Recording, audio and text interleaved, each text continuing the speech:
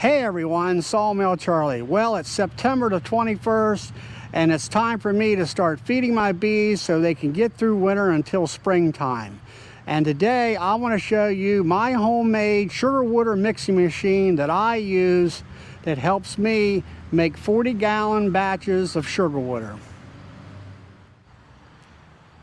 Well everyone, all the different components that have went into making my sugar water mixing machine were given to me years ago with no intention of actually ever making a sugar water mixing machine. It just happened that I happen to have the right components to make it.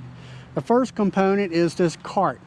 It was given to us by a friend of ours. I came out of another manufacturer, and I believe it was possibly used for a welding cart that was pushed around inside some manufacturing. It's heavily built, but it works good for what I'm using it for.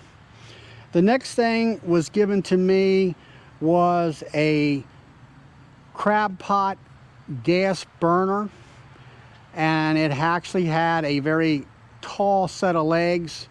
I gave that to a friend of mine who is a welder, and he actually cut the legs off and made this burner a very low profile burner so the wouldn't tip over.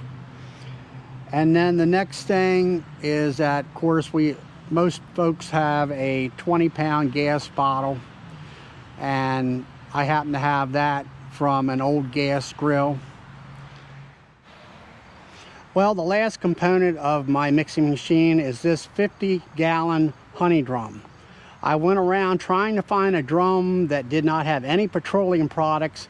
I was looking for a steel drum that was food grade, so a friend of mine who was a honey packer happened to have a spare honey drum that he gave to me.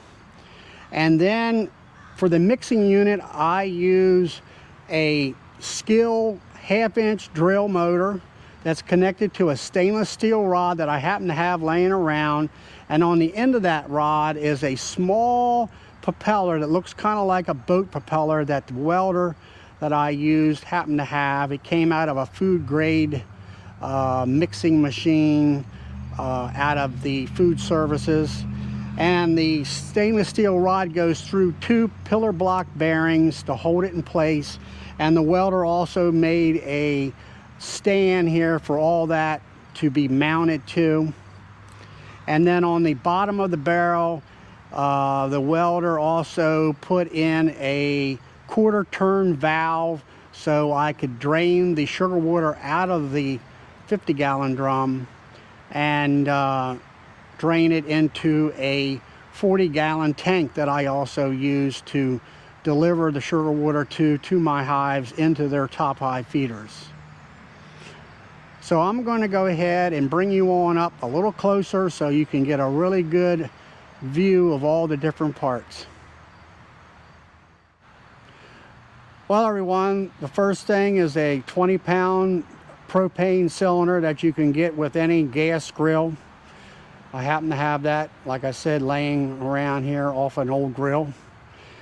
The cart where everything is mounted on is a really heavy-duty cart that has 4 caster wheels, and then on top of the cart is a gas burner. Now the burner's legs were taller and we cut them down to where it makes the burner a real low profile. And then you can see that I have C-clamps, and all it is C-clamps holding it on the cart. I was going to use bolts, but I found the C-clamps to work well, and that way I can disassemble this unit quicker. On the grill itself, you'll see these little blocks here on each corner, one here and then on the opposite corner. Those blocks were put on there by the welder, so when you put the barrel on top, there's no way for the barrel to slide off when it's full of water and sugar. And it also centers that barrel to the burner on top of the grates. Then over here is the 50-gallon sugar water barrel used to be a honey drum, and then on one end of it on the bottom is the 3/4 inch quarter turn valve. That is the only thing that I would say that I would do different, is put a bigger valve so we could drain this drum faster into my tank that's mounted on my truck. Then here is the drill motor. It's a 1/2 inch Skil drill motor that you can buy most any hardware store. It's connected to a stainless steel rod, which on the end of it is a propeller down there that came out of I think a Hobart mixing machine out of a food service company. And then he also made a mounting plate, and you can see here that it's actually sort of angled.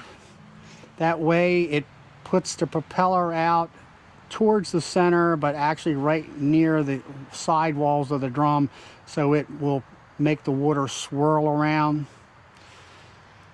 And then this blue bar up here, we have a zip tie just to hold the handle on the drill so it won't spin around when it's running.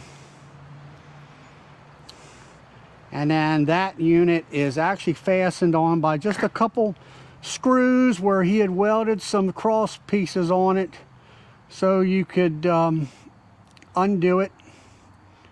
And then of course this hose right here is what comes off of the bottom where the quarter turn valve is.